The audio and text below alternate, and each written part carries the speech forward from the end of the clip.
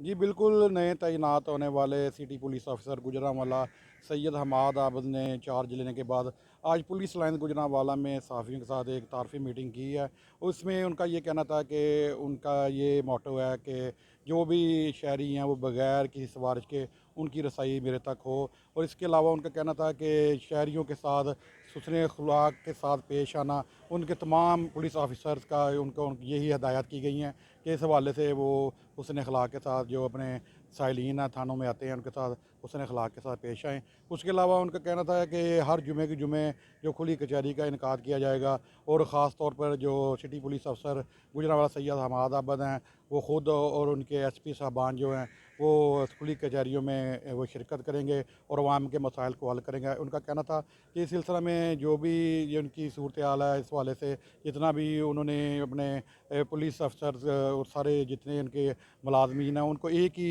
चीज़ की हदायत की गई है कि ख़ास तौर पर जो साइलिन हैं थानों में आने वाले साइलिन हैं उनके साथ हुस्न अखलाक के साथ पेश आया जाए। जी।